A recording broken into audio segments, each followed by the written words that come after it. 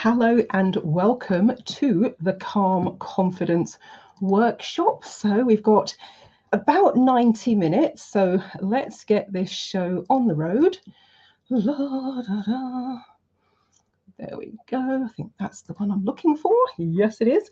Right, so hello and welcome. This is the Calm Confidence Program intro workshop.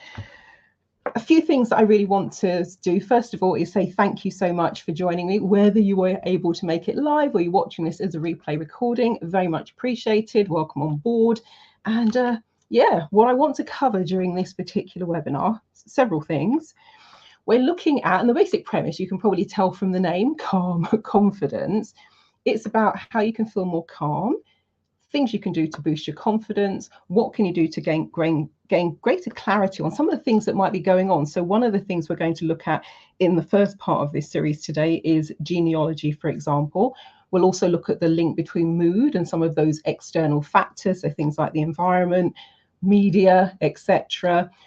We're also going to be doing a fair bit on reflecting on past experiences. So how do those impact you in the present, and also how maybe they project out into the future. We're also going to look at this thing called the mind-body connection, which I'm guessing many people are familiar with in this day and age. Reasons why, because sometimes people, so you might say somewhere, hey, how are you? And they'll go, oh yeah, fine. And then you'll say, yeah, sure. Oh yeah, I'll put that behind me now. And they'll even gesture to point to where it is.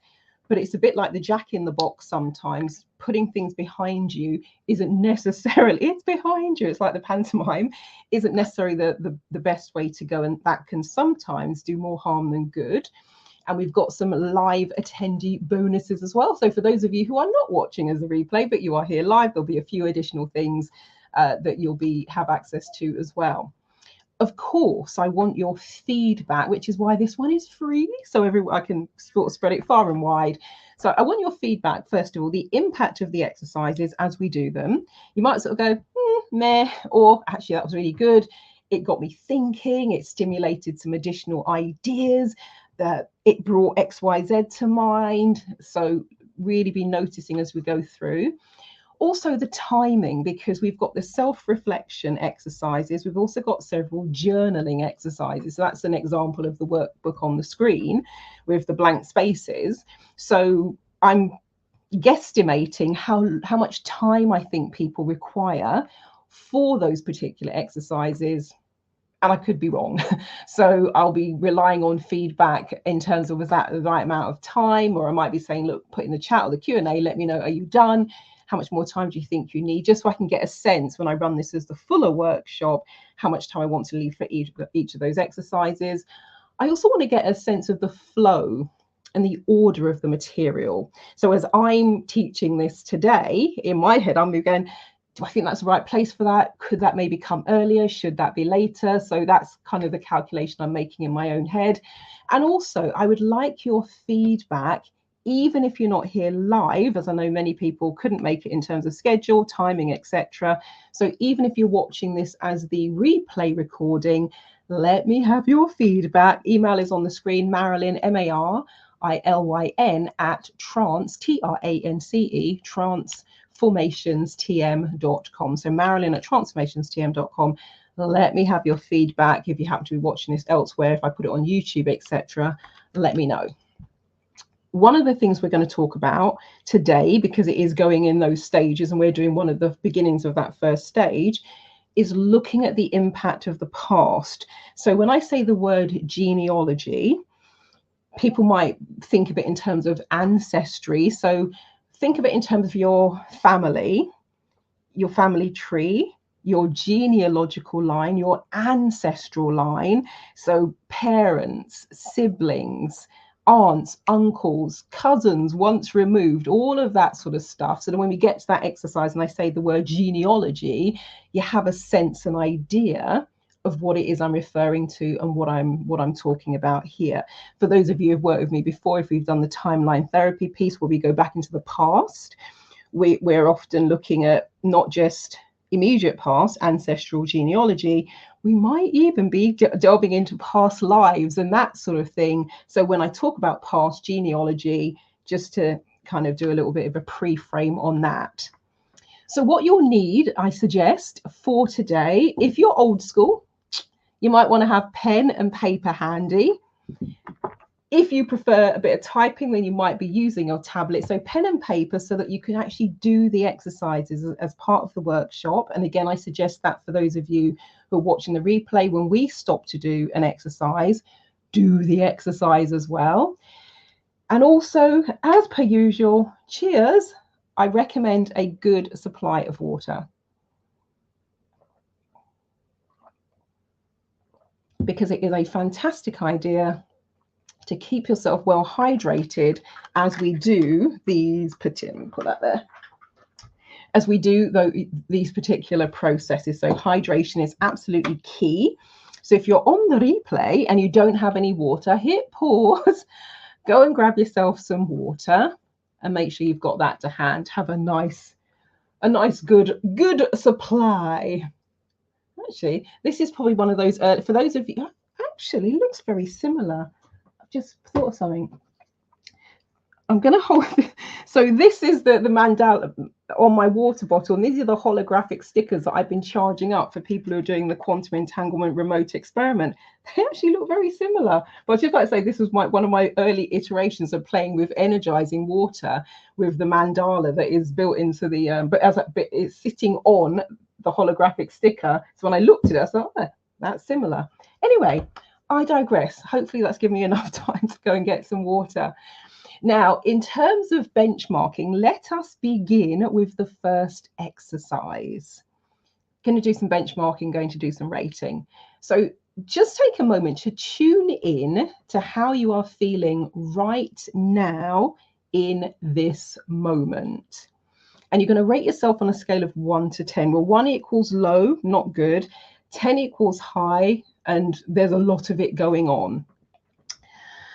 Now, in terms of high, a lot of it going on, high doesn't necessarily denote good, because if your stress levels are 10 out of 10, that's a different scenario than being supremely confident at 10 out of 10. So just because I say high doesn't mean, oh, it's a good thing.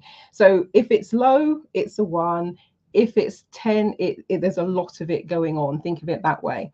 Are we going to be thinking about stress, anxiety, peace, calm, and confidence? So scale of 1 to 10, what's your stress level like? Is it low? It'll be 1 or 2. Is it high? 8, 9, 10. Same with anxiety. Do you have 0, low anxiety?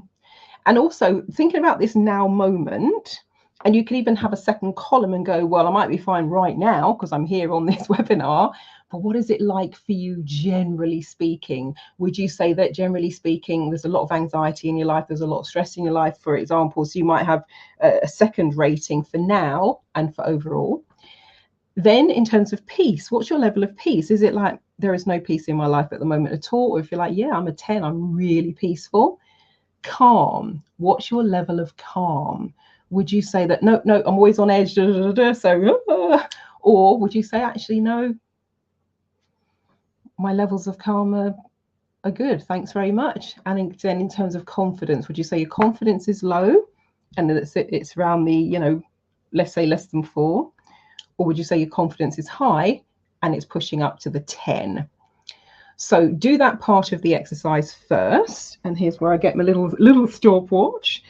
And because we only need a number, this isn't one where you're going to don't make a meal out of it. Just go with the first thing that comes to mind. You say to yourself, scale of 1 to 10. Well, actually, let's just do it now. Never mind the stopwatch. This will be quick. So have your pen and paper handy. Write the word stress, anxiety, peace, calm, confidence. Actually, I will, just so I get a sense of how long does that physically take. Get me trusted black and red notebook. Oh, right, good. Perfect. Just about to need to start a new page anyway. So. Timer. I don't know what I was timing last time, but it's been going on for 50 hours. We can stop for that, reset. So, piece of paper. I'm just using my usual black and red notebook that I use when I'm doing client sessions. and you're going to write the word stress, anxiety, peace, calm, confidence. And leave a bit of a space if you're not writing them one underneath each other, because you're going to put the number next to them. So you might write stress equals, anxiety equals, peace equals, P-E-A-C-E, calm equals, and confidence equals. And then the question simply is, on a scale of 1 to 10, where 1 equals low, 10 equals high. And I mean, that's what I'm saying. You might find it easier to do a different rating, but just so you have a starting point. But rate yourself in terms of your levels of stress on a scale of 1 to 10. Do that now.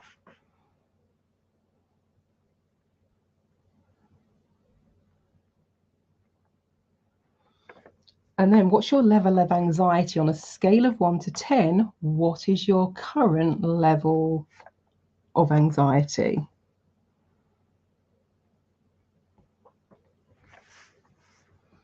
Scale of 1 to 10, how would you rate your level of peace? You might think of that as inner peace. So how would you rate your levels of peace?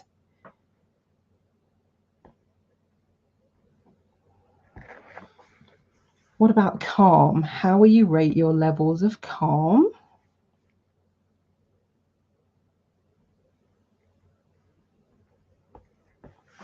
And how will you rate your level of confidence? So you've got a number next to each of those. And then if you wanted to, as a second layer of this particular exercise, you could do it in terms of life in general. Because I know even when I was thinking about those just now, I was like, well, right this minute, really calm, blah, blah. Then I was thinking, well, I've got to do this and got to do that. So my overall number, let's say, could be different to where I am right now. So that's the first part of the exercise. What's that?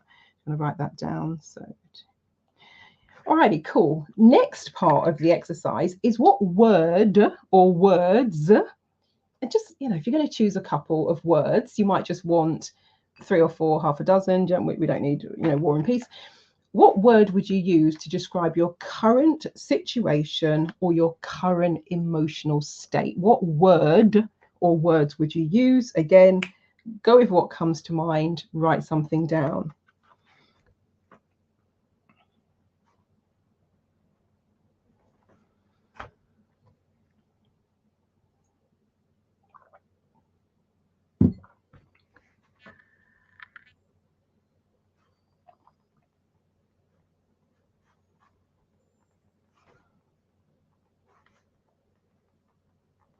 And then, what would your ideal score be if you think about all of these?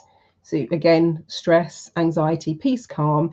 And if you're someone who has, hold on, if you're someone who has different color pens, then you might write this in a different color. So what I would potentially do is I'd look at what I've written, and somewhere around it, just above what I've written for stress or next to it, if there's enough space, I would then go, okay, what would I like that number to be? So now just take a minute just to very quickly cycle back and go, what's your ideal score? And then what would your ideal words be if they're different to what you have just written? So if that's not clear, let me know, put it in the chat Q&A, but what would your ideal be? And I'll share in a moment, for those of you who haven't been here before, how you can interact also as we go through. Right, so go back, what would you like the score to be?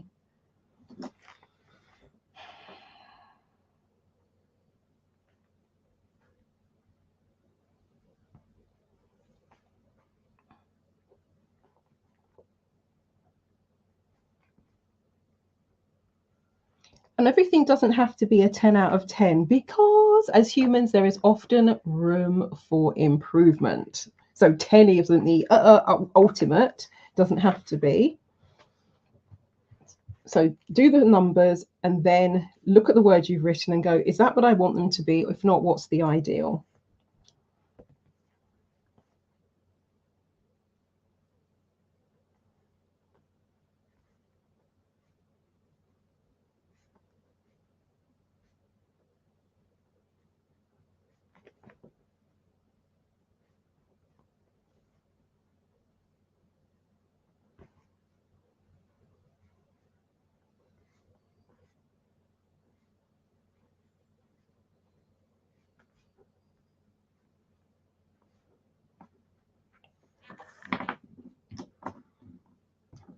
Okay, so I'm going to guess about 6 minutes for benchmarking.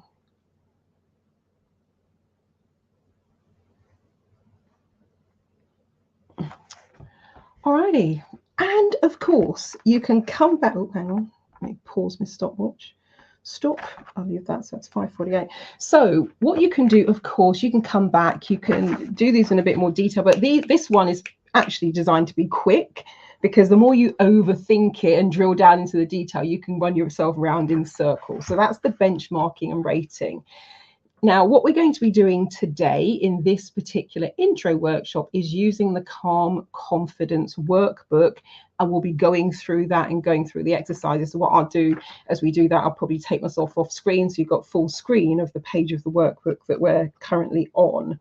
And we're going to complete the first series of exercises because the workbook itself is 52 pages. We're not doing all of those today. I'm guessing we're going to get through about, I don't know, 4 or 5 of those exercises, maybe 6 or 7, I'm not really sure, but I think it's going to be, let's just say, half a dozen or so. So we're not aiming to do the full 52-page workbook. If this were the full workshop, yes, we're going through the whole thing, but that's not the intention for today. Now, for those of you who haven't used this live platform here before, I know I can see on the list there are people here who have done. If you look, and I'm just going to put a little note. So any second now, something is going to appear in the chat that says, hello and welcome. So there we go. So that's public. Now I set this up so that you could change your name when you log in. And it's also set up as usual where you can talk privately. You don't have to be in the public Q&A. Because I know a lot of these types of topics, people prefer to be anonymous, which is why I kind of have that, what you call back channel. I don't like that word back channel, but you know what I mean. If you're around in the days of Clubhouse, you heard that a lot. Hit me up in the back channel. So that's public, and next to it says, so chat is public. Everyone can see that, just as you can see the name that I signed in with, Marilyn Devonish. Next to it, there's a button that says Q&A. If you click the Q&A, you can again use that in the same way you would as a chat, but it comes just to me. No one else can see that. If you look next to that, it says polls. I haven't set up a poll for this particular workshop, but let's say I wanted to do a quick poll. How many people scored, I don't know, less than 5 on blah, blah, blah. I could have done a poll and you could all vote on it. Then next to that, it says handouts.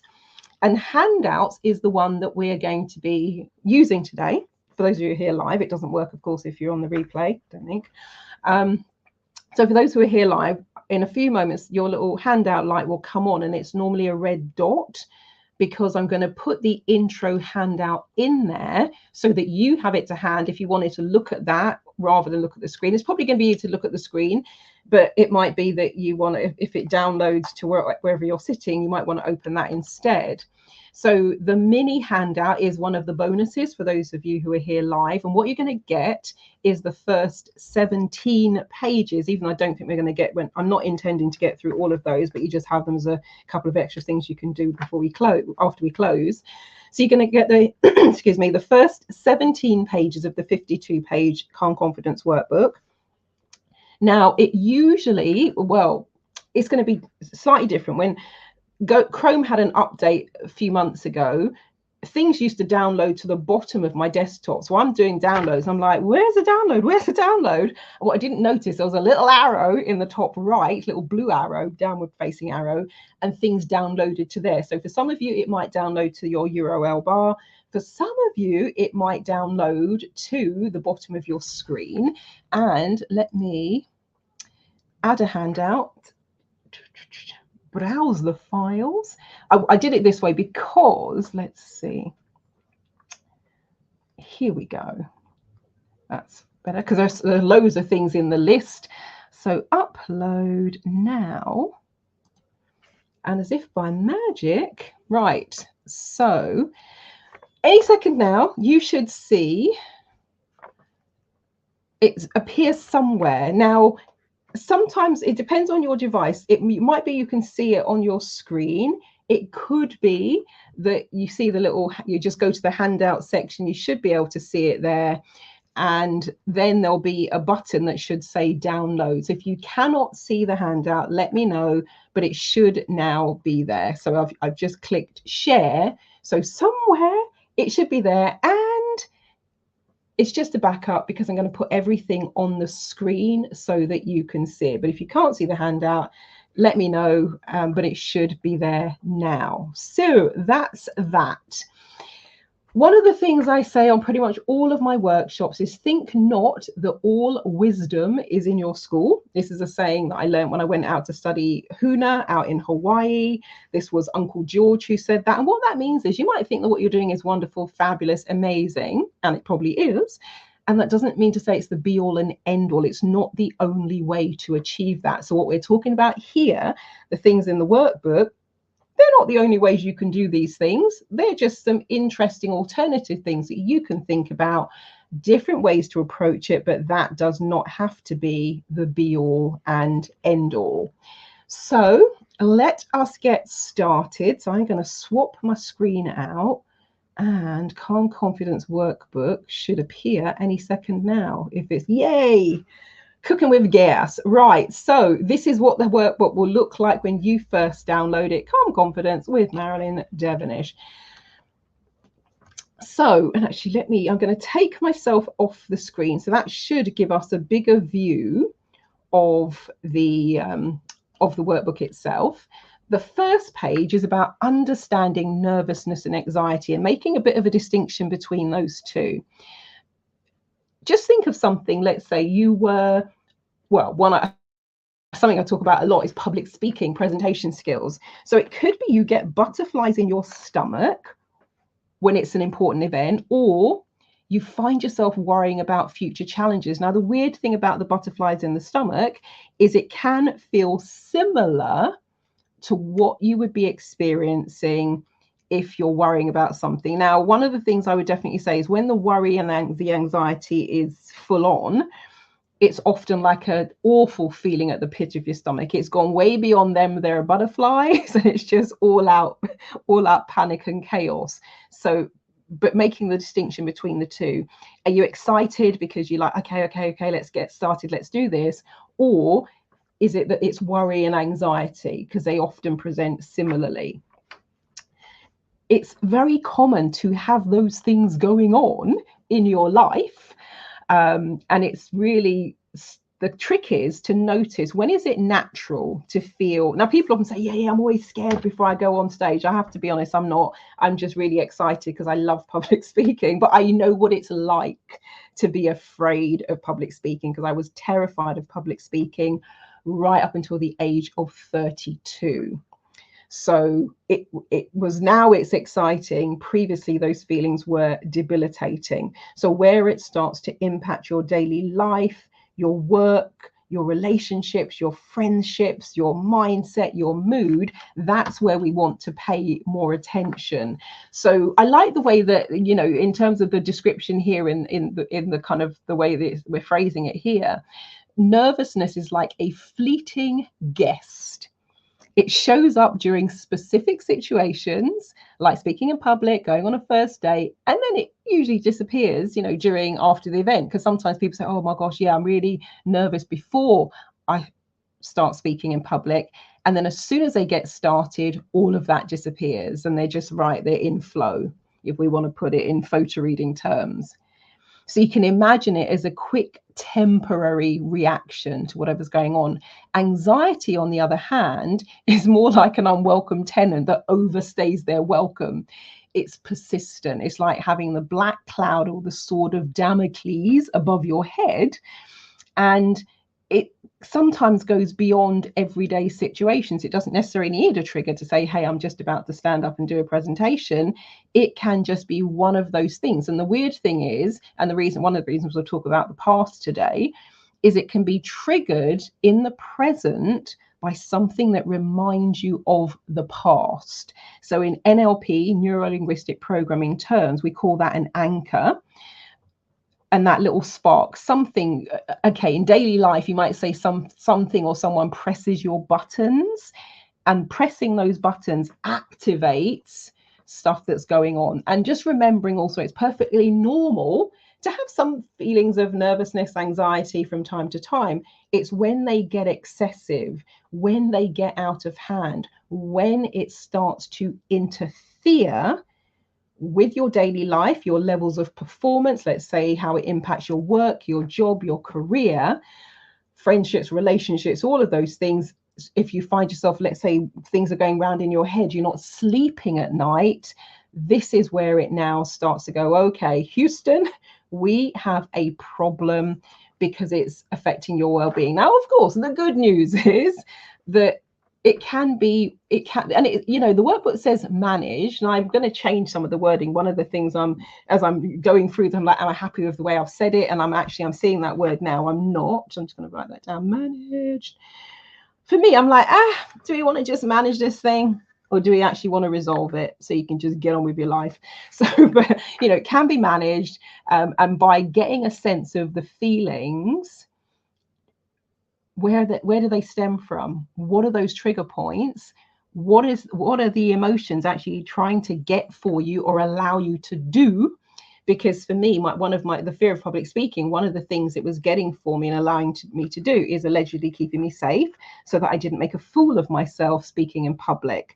We're probably not delving as deep into all the secondary gain stuff that, let's say, I'll do on a breakthrough session, but it's just to give you a sense of, even though it can seem like a problem, sometimes and oftentimes I have found in therapeutic terms, there is a bit of secondary gain. Now, also with regards to your screen, what I should say for those of you who are here live, I'm not sure if it'll work on the recording. As I look at my screen, top right, there are two little arrows and it says full. So I believe you can also, I'm reading what it says for you, so you don't have to be squinting, but I believe you should also have the ability, I think, to bring this to full screen as well if you wanted to make it larger. Now, worry not everything is that small. That's just the intro. But in terms of our first exercise, first thing we want to do is we're going to look at genealogy.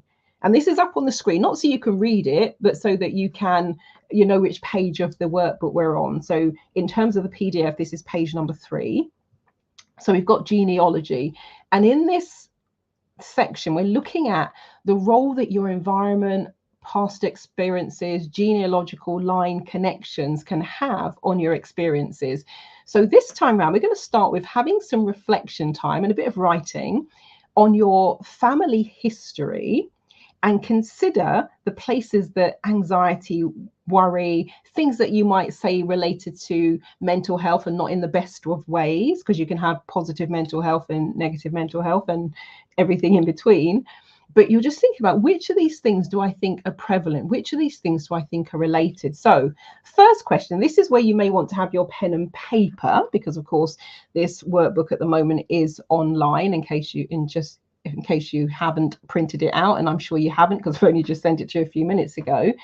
So the first thing in your notebook is, are there any family members that you know of who have a history of anxiety or related things going on? And it could be, sometimes people say, oh, they're such a worry wart, or they're a born worrier.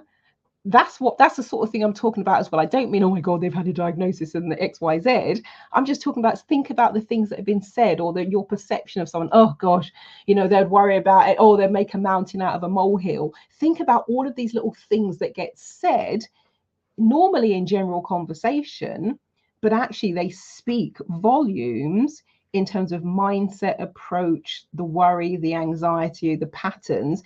This is not saying that you have those patterns just because it's in your family, but what it does, it can inform the way that you perceive things. And sometimes people will inherit a belief, because if they see someone who's a born worrier, always worrying, always fussing, makes a mountain out of a molehill, and they're in your family, then, and it could be they're the same gender as you, then you could extrapolate from that, often unconsciously, that they are, therefore I am. And then you become similar to them, not because you are, but just because that seems to be the dumb thing. So take a moment, just write down, and you don't have to name names. You can just go on A, on B, but but just take a moment. I'm going to give you about, let's say, I'm going to say about a minute and a half for this one. Any family members who have a history or run the patterns of anxiety, worry, and all of that stuff. And your time starts now.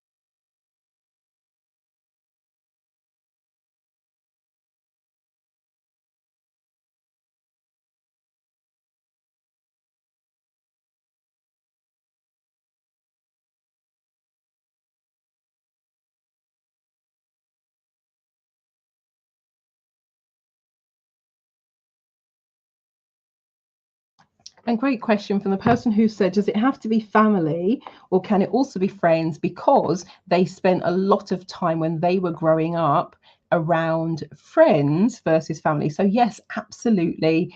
Add in, and really just think of it, let's say in terms of things and people that have informed your experiences. Put it that way. So yes, absolutely fine to bring in some of those friends who fall into that category for sure.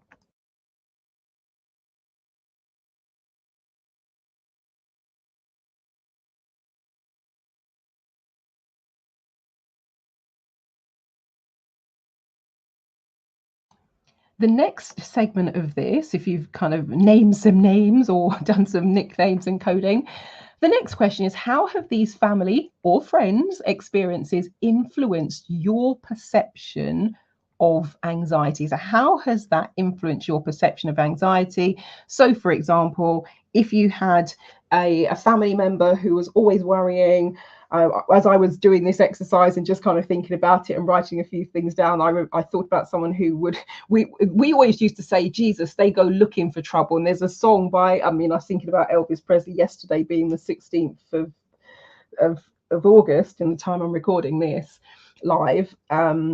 There's a song, if you're looking for trouble, you've come to the right place. And this particular family member almost went out of their way to look for things to worry about, to look for things to complain about, and to look for things to nitpick about.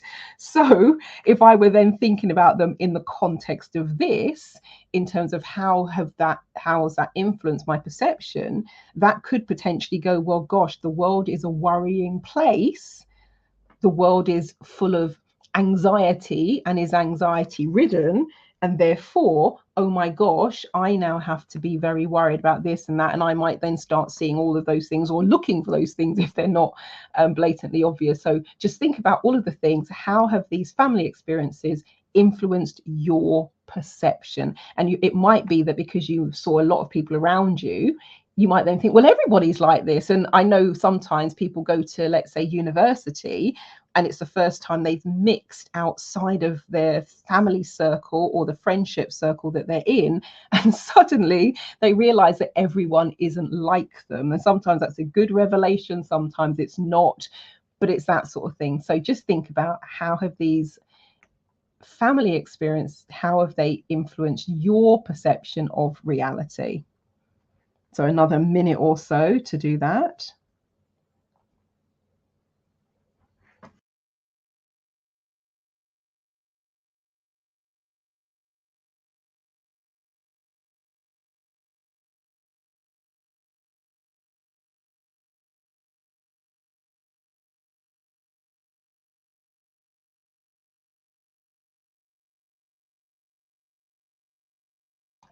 And if your answer is nope, they have not at all, then the third one on that page is, do you believe that genetics have played a role in shaping your own anxiety experiences? So I say that again. And as I say it, just notice what your spontaneous answer is perhaps. Do you believe that genetics, genealogy, have played a role in shaping your own anxiety experiences? And this isn't to say that it has. One of the things, however, I know to be true from the past 24 years at this point that I've been a coach and therapist, our beliefs are really powerful. And when somebody believes something, like let's say I grew up believing that I wasn't good at public speaking. I grew up believing that I couldn't speak to, well, anyone really, but definitely not large groups of people. If you grow up with a particular belief, a very common one, if we go wider than situational and circumstances, people can believe they're not good enough, they're not worthy enough, they're not capable enough. And they could be more than capable, more than worthy, more than good enough, absolutely brilliant, because oftentimes it's the most brilliant that walk among us that have these doubts and insecurities.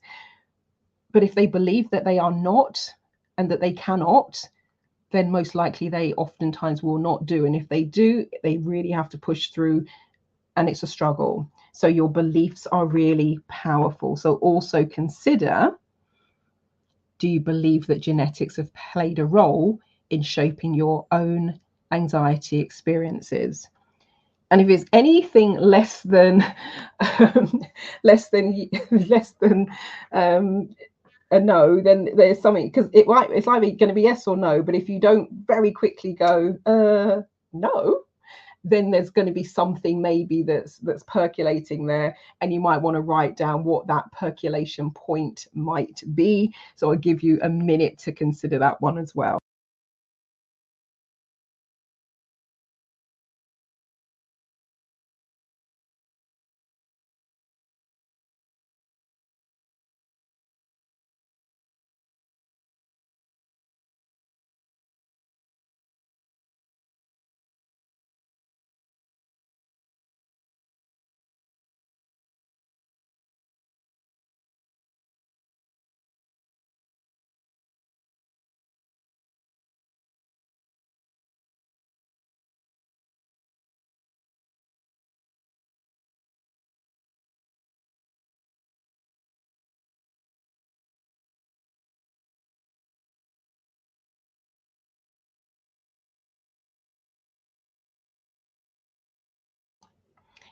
And you can continue to just sort of ponder over this one beyond the workshop. This is to get the ball rolling. So that's the first thing about family genealogy. One of the things that could take this a step further, when you think about the word genetics, we can change that to ancestry as well.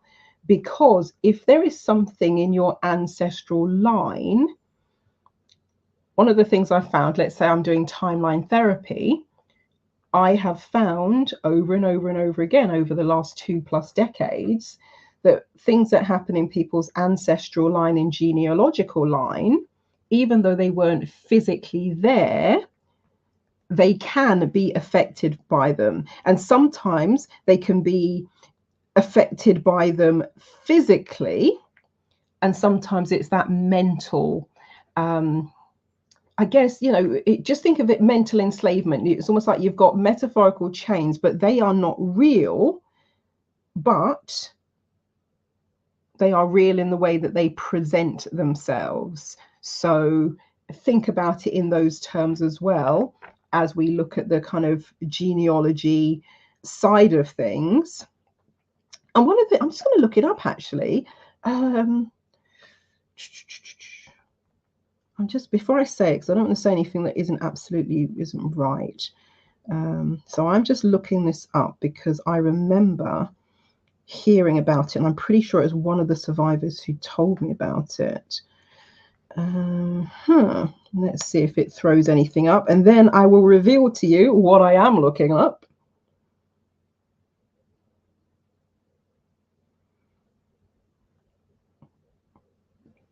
Let's see.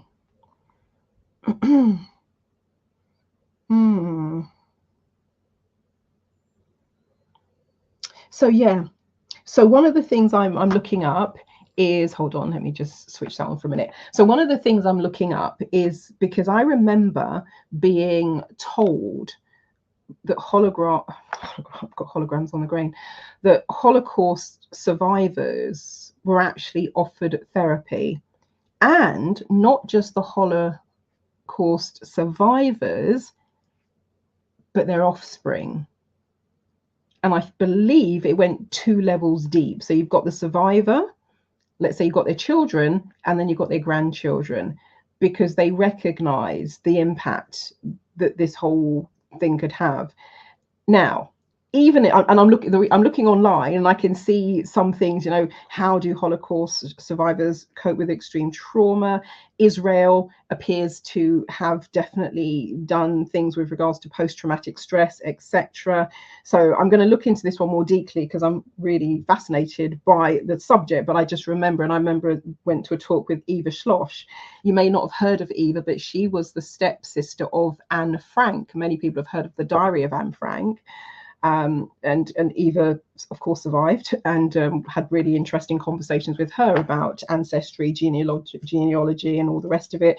We also had a really fascinating conversation about slavery, and I posed a question. She said, I had never thought about that, but it's a great question. Actually, I'd love to interview her. So thinking about it in that perspective is really interesting. But even if you think, oh, is that humanly possible? Yes, it is, in terms of our memory, our perception, particularly when something can be put in front of you and you can actually see the imagery or hear from people who were there.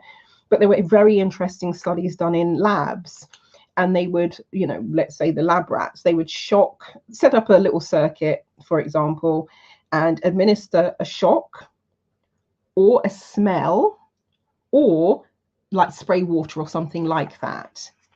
And then what they would do, set that up again, set that initial trigger. However, there was no shock. But because it had been trained in a number of times, the lab rat would get to that particular point of the circuit and rein back, because it's expecting the shock, even though the shock was switched off, it was no longer there. Or they'd smell a particular smell that was associated with the shock, and they would have the abreaction. Now, of course, that's understandable. What was really weird about this experiment was that when those lab rats had offspring, put them into the same maze, the same dynamic, they had the same abreaction at the same point, or they would have the same abreaction to the smell, whatever it was, the smell, taste, whatever they were using. And then what got really crazy is when the offspring of the offspring had an offspring, they were finding that in some of those, they also had the same abreaction.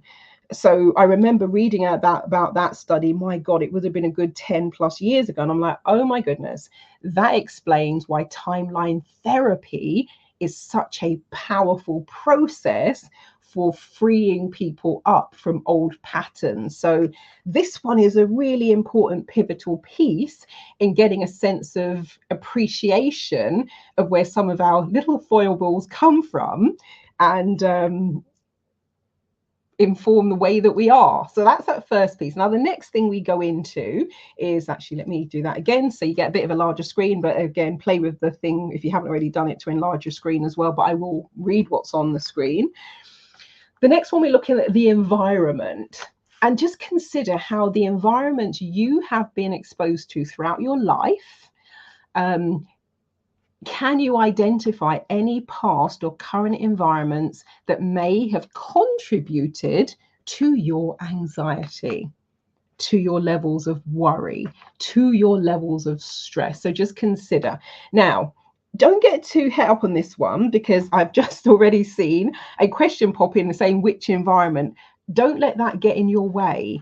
Just first of all, go with what's the first thing that comes to mind, and then perhaps outside of this workshop, and maybe it's something we'll do on the fuller workshop, you can then think about, you know, home environment and work environment and school environment and relationship environment. But for now, take that word at face value and go, what are the first things that come to mind in terms of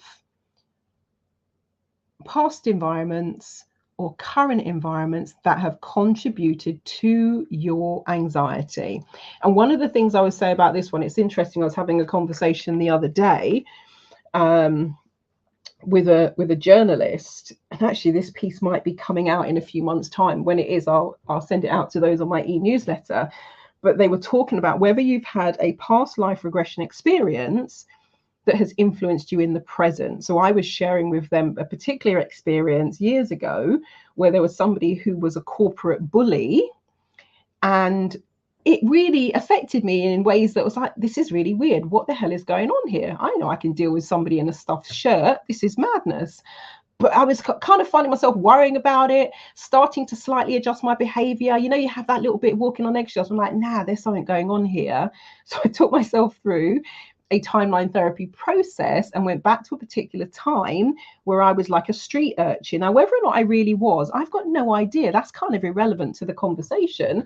The fact of the matter is, somewhere in my psyche, there was this association to a different environment, coming back to that first exercise with genealogy, the past, etc., which was now impacting me in the present environment. And I was like, whoa, so I need to resolve that. So took myself through that process, resolved that. The very next day went in and had a very, very firm, polite, yet assertive conversation with this person about how things were going to be moving forwards from here.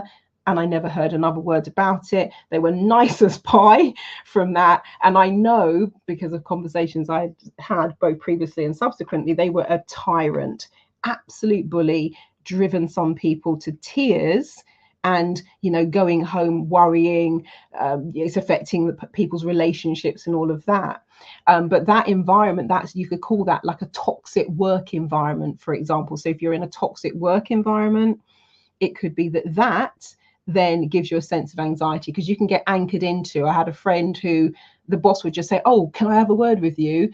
And that would throw her into an absolute tailspin, because she was always getting a dressing down, always being picked on. So go with whatever comes to mind with environment. So I'll say that again. Can you identify any past or current environments that have contributed to your anxiety? And I'll give you a minute or so to jot those down.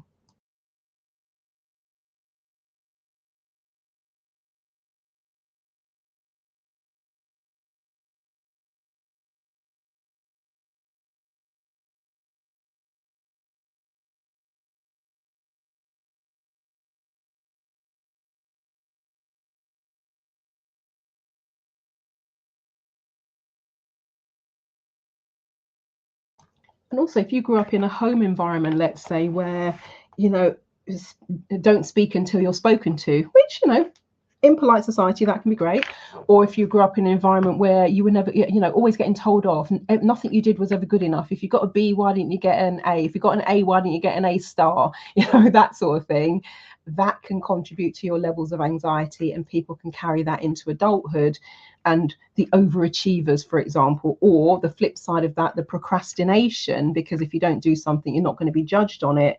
So just kind of allow yourself to delve a bit and see what comes to mind with regards to some of these environments.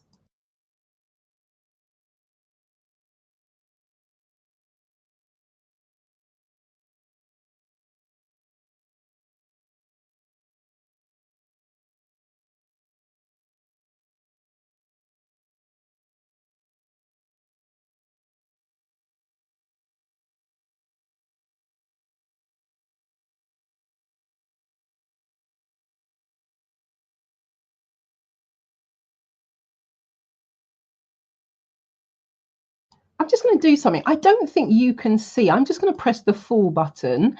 I don't think that makes any difference to you. I think it only makes a difference to me. But just let me know, did that get any bigger or did it remain the same? I think it just is, it makes a difference for me, but I don't think it impacts you. So just let me know. Right. So the next part of this particular exercise is, and this is one, again, you can finish it off outside of this webinar. It says create a list of both positive and negative aspects of your current environment. Do they contribute to your anxiety? If so, how? So create a list, and you might have two columns, one side positive, one side negative, current environment, and create a list of the positive aspects, negative aspects. Let's just say, so true story, many years ago, not long after I graduated, I had a really toxic boss. I mean, they would forget to do something, or it will be their responsibility, but when we're sitting in front of the CEO, if it hadn't been done or it hadn't been done well, they would literally drop us in it and go, oh, I asked so and so to do that, and we would all look at each other because we know that's not true, and they would just barefaced lie. It was beyond toxic. And we used to, on a Friday, we used to go to a particular Chinese restaurant called Wonki's in, well, not every month, but at the end of the month when it was payday, we had a little bit of extra money. Our treat was we'd go to Wonki's Friday afternoon and just have a laugh, because if you have never heard of Wonki's, one of its claims to fame was it's the rudest restaurant in town, in that the staff literally throw the cutlery at you, don't really have any conversation, and sometimes you'll take what you get in terms of, it was just, but watching people come into Wonki's who didn't understand, it was quite hilarious, you know. And we actually saw somebody get thrown out because they just didn't get it and were trying to argue back, and the person's like, get out, get out. So we used to go to Wonki's, but one of the things we also used to do is have a bit of a download and a debrief and get things off our chest, etc. So in the negative column, it would be toxic boss, toxic environment, control culture, blame culture. All of those would be on the negative side. But on the positive side of that very same situation was friendship, camaraderie, mutual support, laughter. Because Wonki's, we'd go and we'd have a really good laugh. So even in a negative situation, sometimes there'll be those redeeming factors, and other times it might come from a different part of your environment. Let's say you go home to a supportive partner, for example, or you go home, or on your way into work or after work, you go and do your favorite yoga. My friend used to love Bikram yoga and hot yoga and all that sort of stuff. Or you have your massage, or you've got your therapist or your coach, whatever it is. So list all the negatives. Do the negatives first, I would suggest, and you might have them in the left-hand column, and then do the positives. So I'm going to give you, I think, about 2.5 minutes for this one. See how you go, and just keep writing. Just imagine it's like automatic writing. Keep going, keep going, keep going, keep going. So I will say that one again. Let me make it a little bit bigger on your screen. So this particular exercise, what you're going to be doing with regards to this one, create a list of both positive and negative aspects of your current environment. So list them all down. If you've been, I was going to say blessed, but maybe that's the wrong word, unblessed, I don't know if that's a real word. Well, let's say you've got a toxic partner, for example. They're going to be, or you've got having difficulties with your children. They could be in the negative aspects, and they're just stressing you to high heaven. Or you've got a newborn, they're crying all the time, and they're at the teething stage. Oh my God, it's driving me crazy. So you love them, and it's still partly on the negative side, but they can also be on the positive side in that you love them and it's great and it's brought wonderful things into your life. So just go with the flow and note down everything that comes to mind, and your time starts now.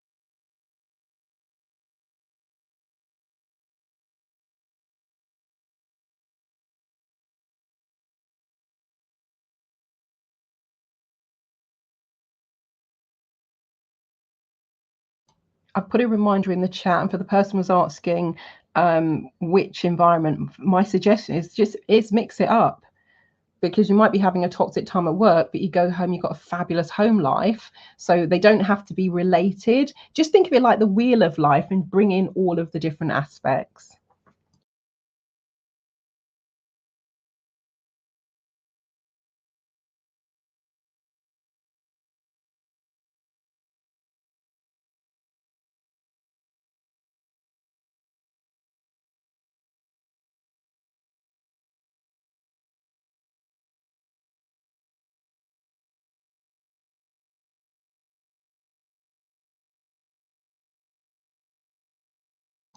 And yes, the environments can often relate to people. So as I said in that example, toxic boss, but really good friendships with work colleagues. So yes, it can include people.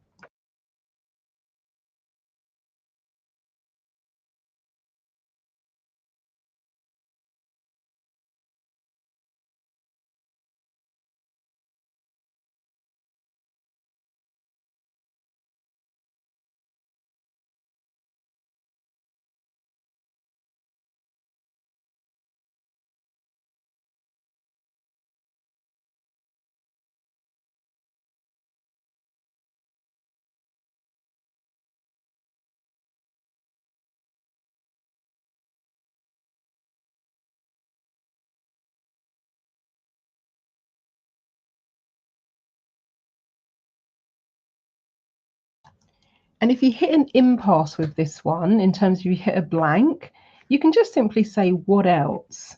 What else would I include on that list of negative aspects in my current environment? And what else would I include in the list of positive aspects in my current environment?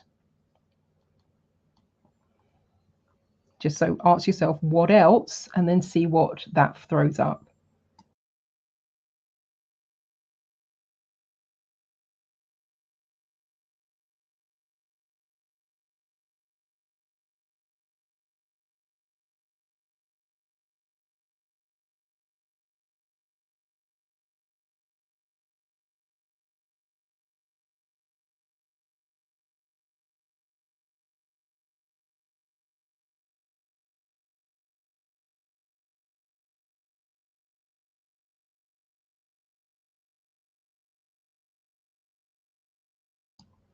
And also, in terms of the home environment, one that people maybe sometimes don't think about is things like clutter, for example.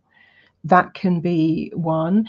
If you are sharing, let's say a lot of people started working from home, but there were no boundaries, and they got a load of people in the same place all the time. So as much as you love your home, there was no quiet space, no time to really decompress. So you can be thinking about all of those aspects. And this is definitely one of those exercises I would suggest that you take forwards from here and put a bit more time in. And then there's that final aspect. You look at what you've listed, and particularly in the negative, do they contribute to your anxiety? And if so, how do they contribute to your anxiety? So just a minute or so on that other little piece. Look at what you've written so far and just ask yourself, as you look at it, do they contribute to your anxiety? So if toxic boss was on my list, absolutely yes, that was contributing to my environment.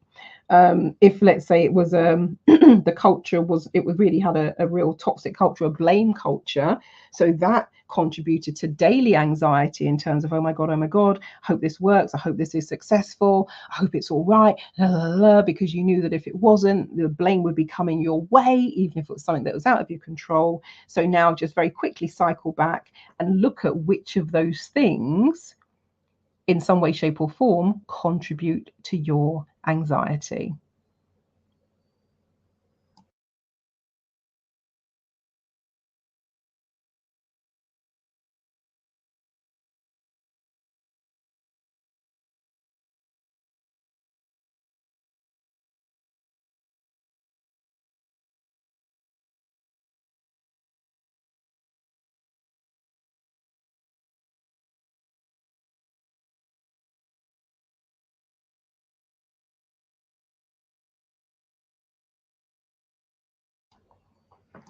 And we're going a little faster than I would in the main workshop because I'm aware that, I've set a set amount of time for this one. But let me know, for those of you who are here or watching the recording, has that been enough time for you to at least kind of get in and start writing a few things, etc.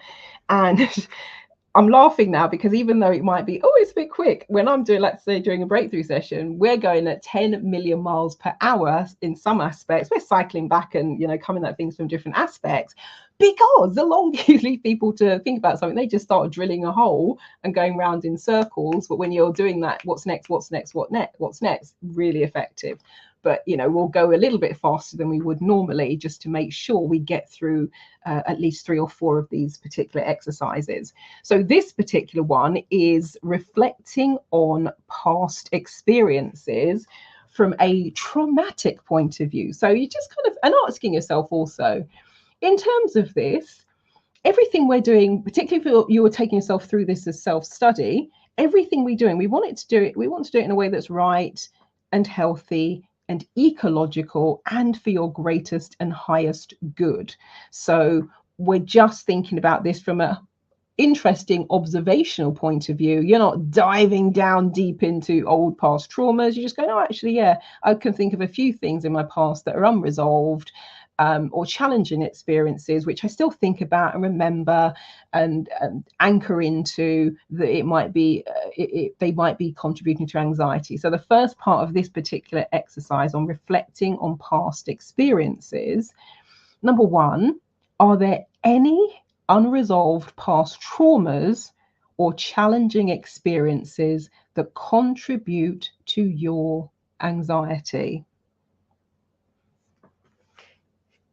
And just whatever comes to mind, just write them down. As I said, we're not delving into them to open them up and dig up old wounds or anything like that. You can just be quite academic about it and go, well, actually, yeah, that time, let's say the boss drops you in it in front of everyone, or you're embarrassed, you stand up to speak and the words didn't come out, or you got it all wrong, or you had a hot, you're flushed because you couldn't remember what you're going to say and you did the rabbit in the headlights. That can then contribute to future anxiety, because you think about, oh my gosh, what if that happens again? Or next time you stand up, all of those feelings come flooding back. So just as an observer, not diving into it, any unresolved past traumas or challenging experiences that you as you think about it now, they contribute to your current levels of worry, anxiety, etc.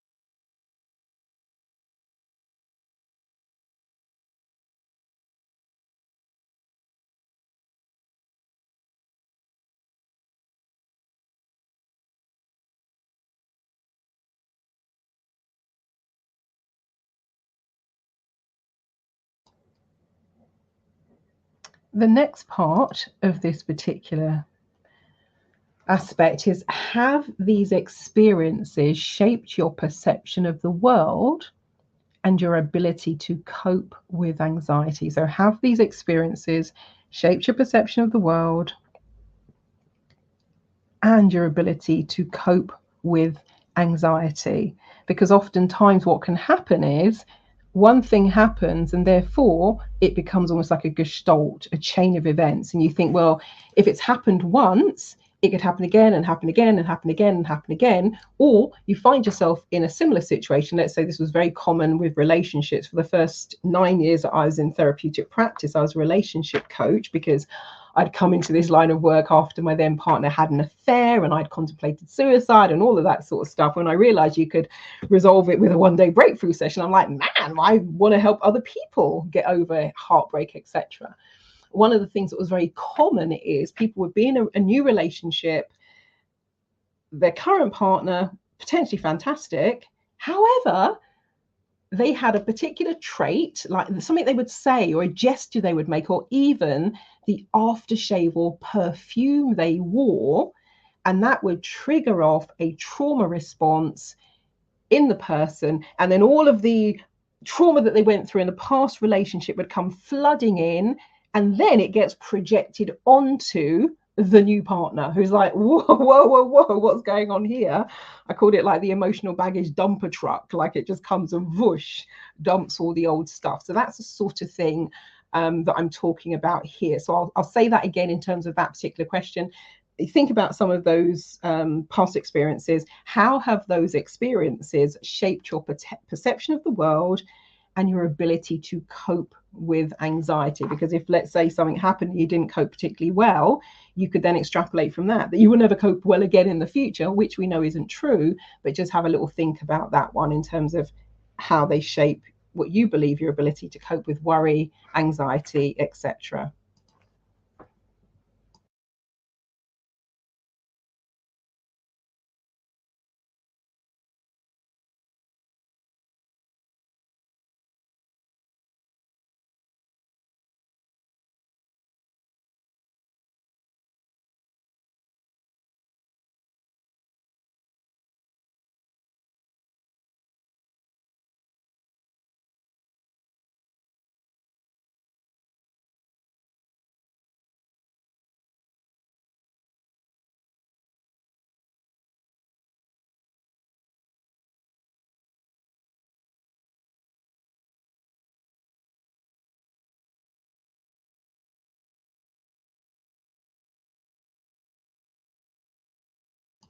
And now getting into the fun part, part 3 is, can you identify any valuable lessons or growth that has resulted from those experiences? So can you identify any valuable lessons or growth that has resulted from those experiences?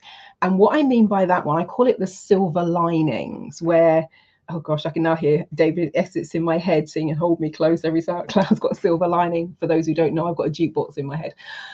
So with regards to that, and it's very useful because it helps me with what to say next to a client, but that's a story for another day.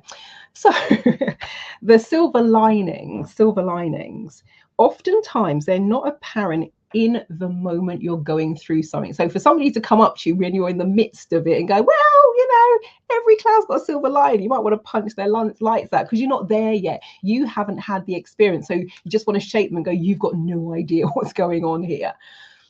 With hindsight, you can often go, oh, wow. So for example, just maybe following on from something that I had said earlier about the relationship and why one of the reasons I became a relationship coach, when I say to people, oh my gosh, I'm so happy and grateful that my then partner had an affair, that sounds like a really odd thing to say.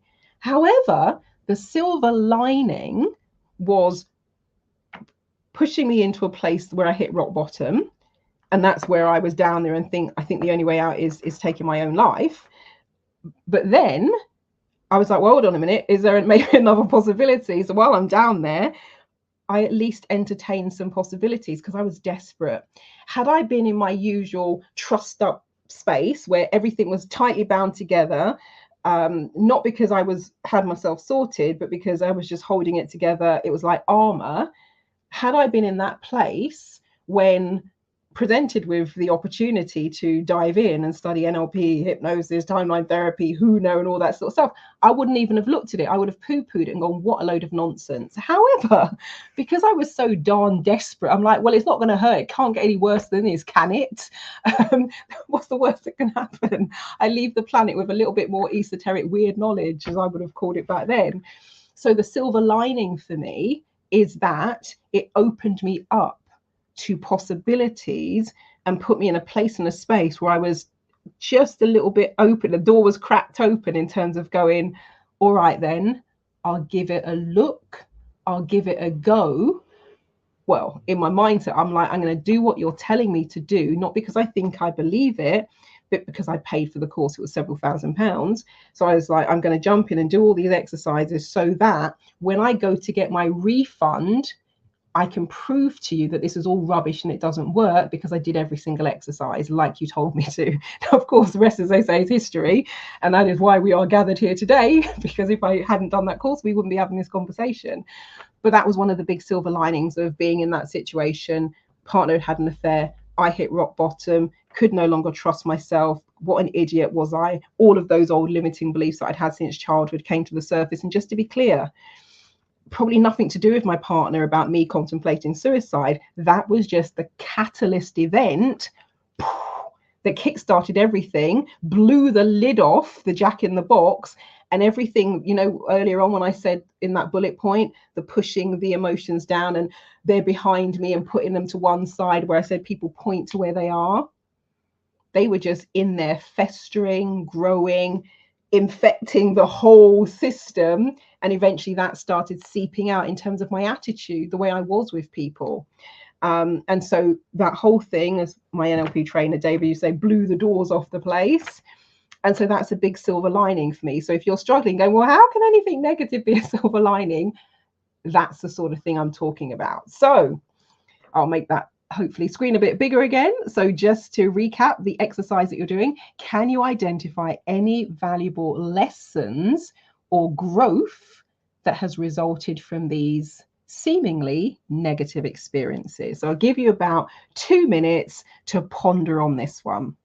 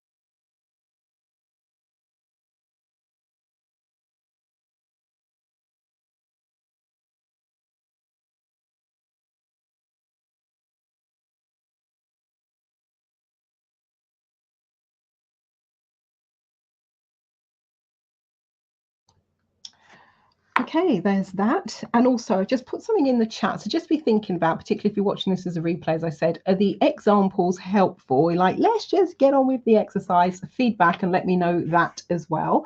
So we are going to do 2 more exercises in terms of time. And then you've got the workbook here for those of you who are here live that you can go through and continue those exercises.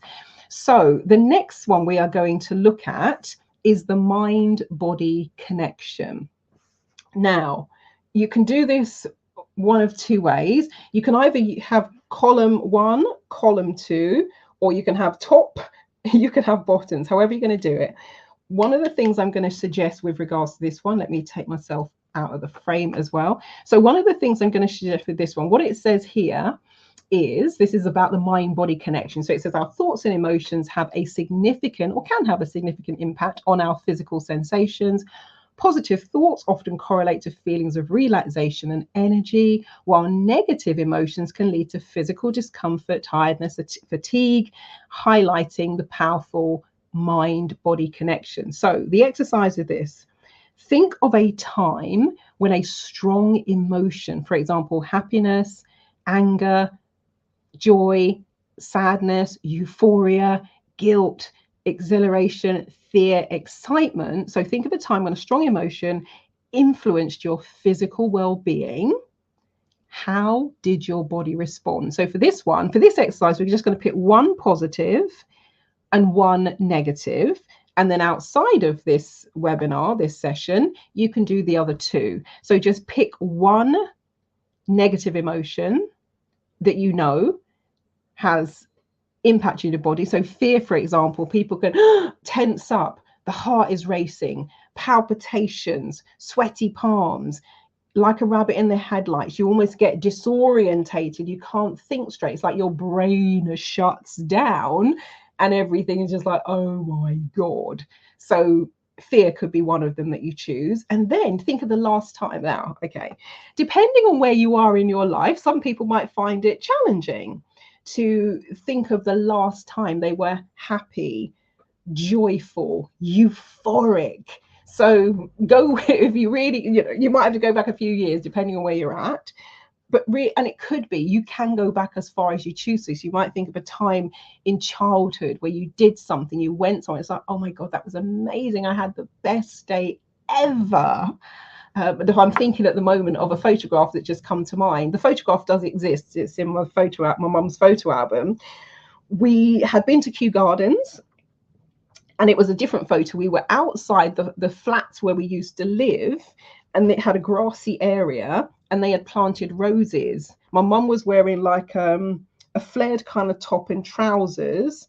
I think my 3rd sister was not quite in a pushchair, but very young.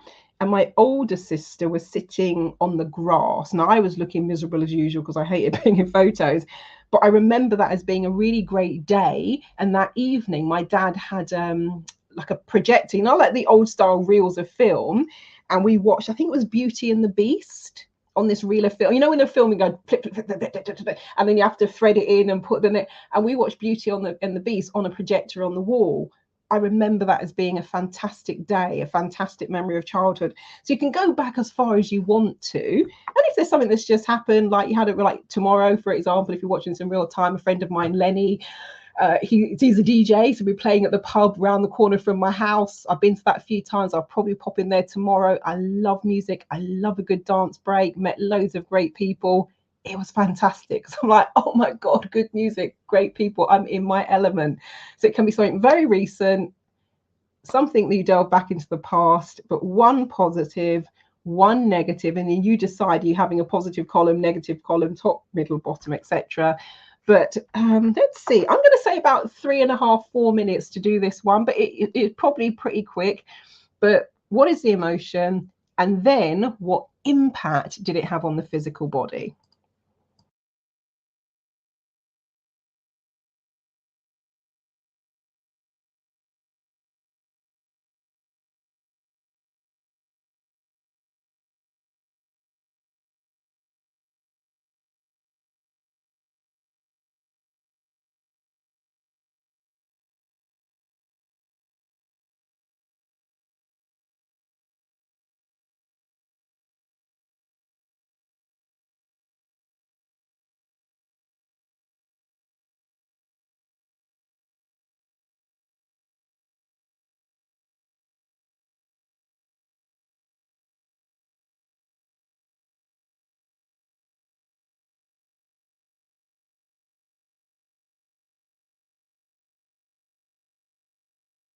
Oh, and I suggest doing the negative one first. The reason I often say do the negative one first, it's nice to end on a positive.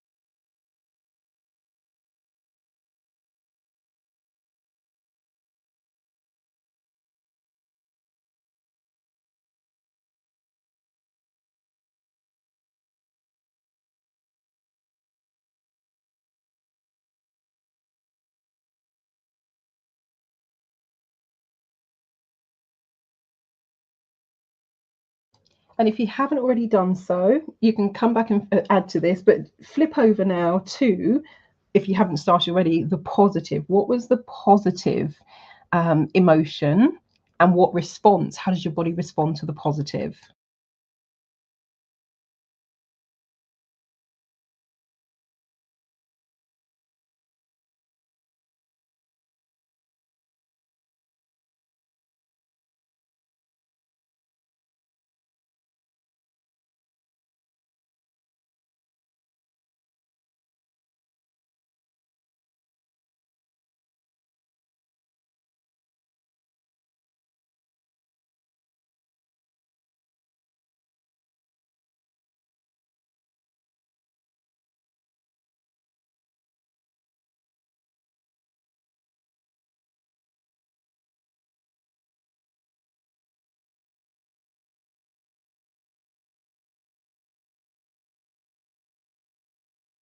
And with the positive, it might be things like, you feel as though the world is on your side. You're in the what we call the flow state.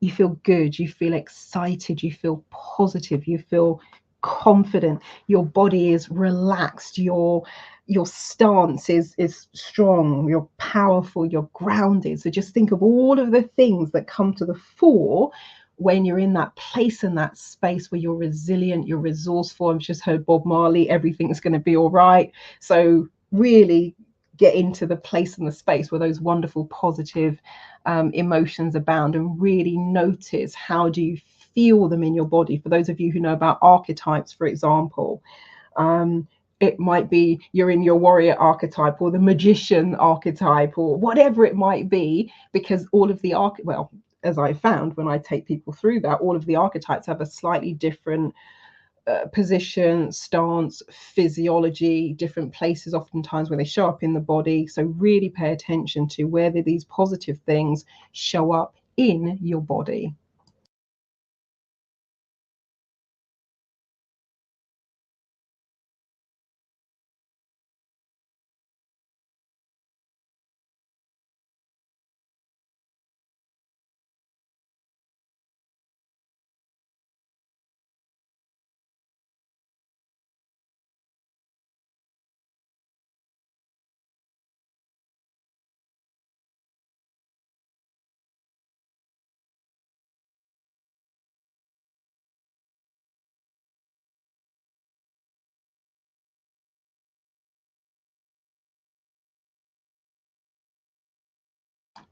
And this is kind of a note to self. I'm just saying it so it's on the recording. Should I listen to this again?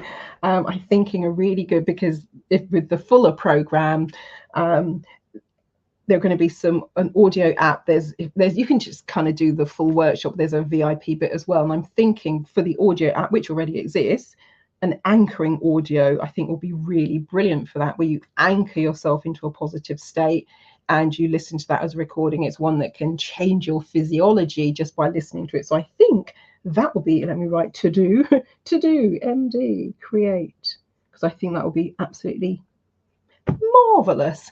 So that's that one. And the final one we're going to close with today, and this is one that you're going to do as home play.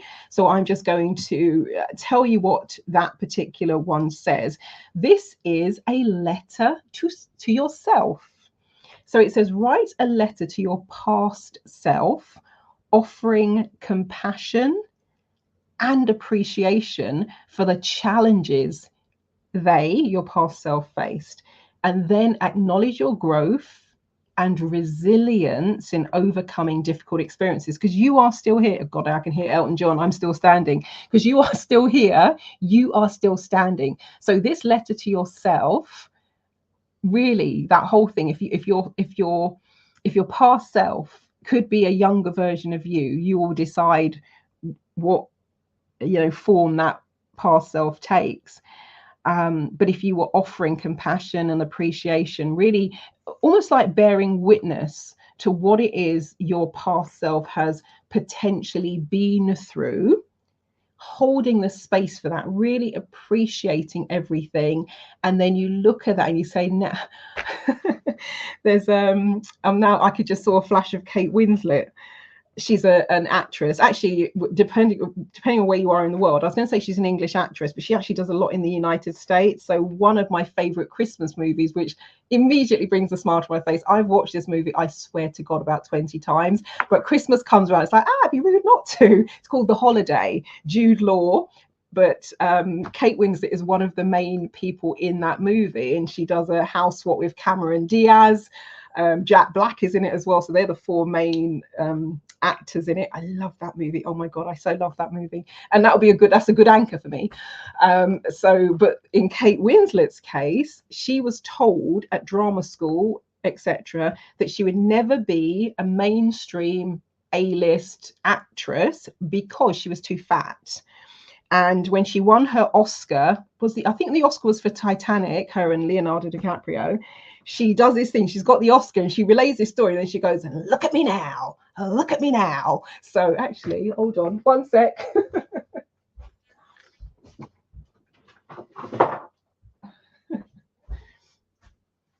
So let's just imagine it's your version of the Oscar moment where the younger you who went through all of those things were thinking, I can never do this, it's not possible. And now you're reflecting back on, oh my gosh, look at those silver linings, look at where we are now. And then you have your own, look at me now, look at us now. If you haven't yet merged with that younger you, the Kate Winslet look at me now moment. So, this is really heavy. So have that moment once you've written the letter saying, oh my gosh. Now, one of the little sayings, actually, it's a good idea. I should add this in as well in terms of the tip sheet for the program. How would I say that? Oh yeah, that was it.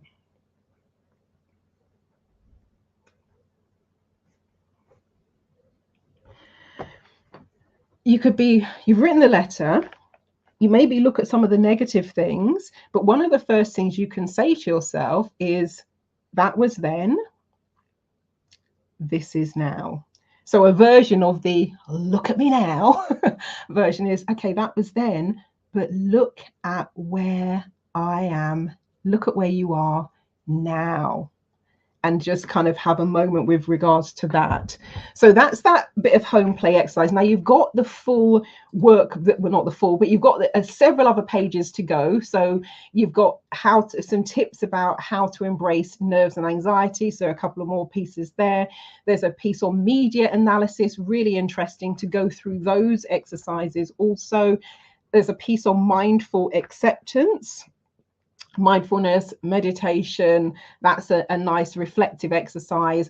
Some pieces on cultivating self-compassion, a little bit of a questionnaire there in terms of critical self-judgment, etc. Positive affirmations. I'm laughing because I'm not typically a fan of affirmations, but I'm currently, if you're watching this in real time, creating a new series around affirmations. However, one of the reasons I'm not a massive fan of affirmations is people often use them to beat themselves up, because if you're not in a good place and you're saying, I love myself, I'm brilliant, and your mind is, no, you don't, and no, you're not. It's like a stick to beat yourself over the head with. It's like taking this weighty thing and constantly knocking yourself on the head with it. It's horrible.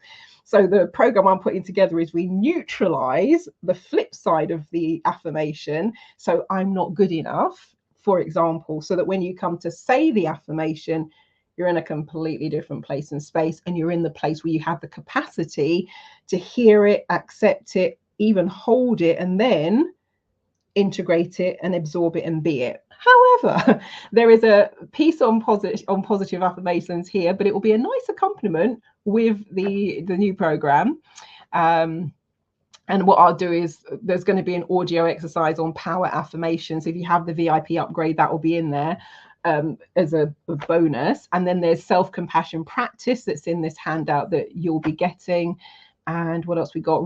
How to reframe negative thoughts. There's some thoughts there, ways that you can identify the negative thoughts, and then closing with breathing exercises and looking at the power of some of the ways that you can do these things. So that's what's in the rest of your workbook. So you can do the love letter to yourself and the compassion as a piece that you can take forward later. So just in closing, let me just see, is that the one I'm looking for? Let's have a look, see. Yes.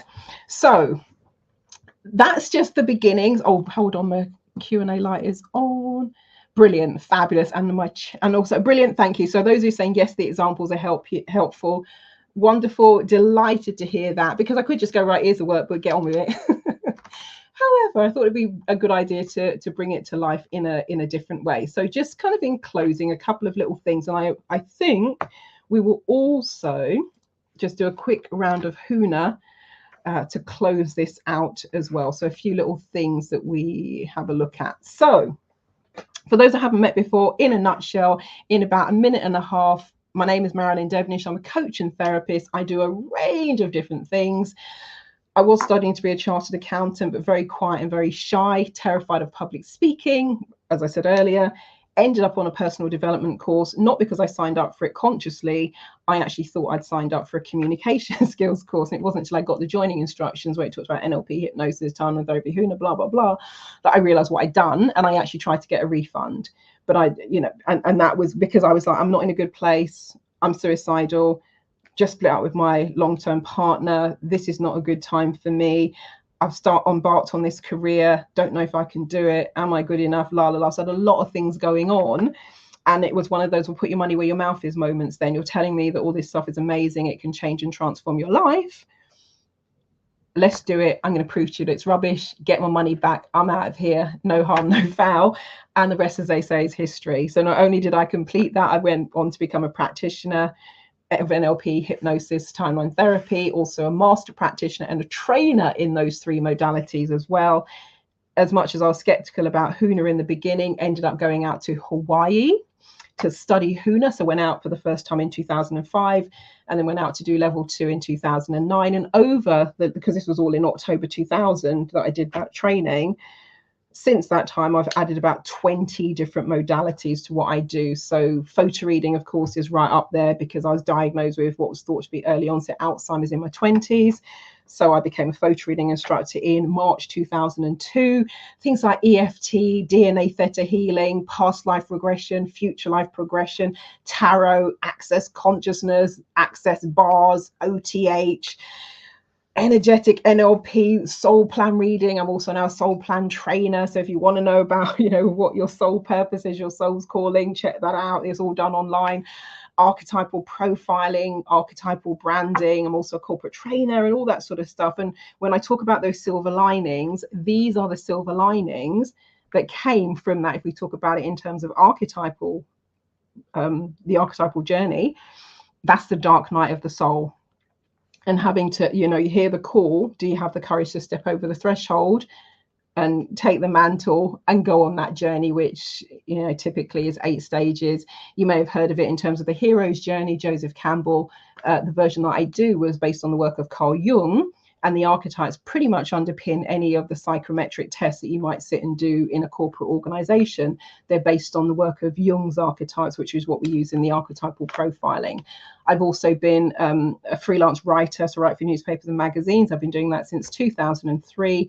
Started off writing about emotional health and well-being for 7 years. I wrote a monthly agony aunt column for Spirit and Destiny magazine, so people would write in and I would write a little letter back. Well, not a letter to them, it would go into the magazine. And then in the final 2 or 3 years, I would actually do a 1-hour session, and then the reader would write about their experience of that session. I was also a media expert for Psychology's magazine. And so, gosh, you name it, I've probably written for it over the last 20 plus years. And I also have been writing for many, many years for business publications, so things like People Management, Huffington Post. I do a lot of TV and radio stuff, written for Forbes, Guardian, Psychology Today, Chartered Management Institute. Again, you name it, I've probably been in there somewhere.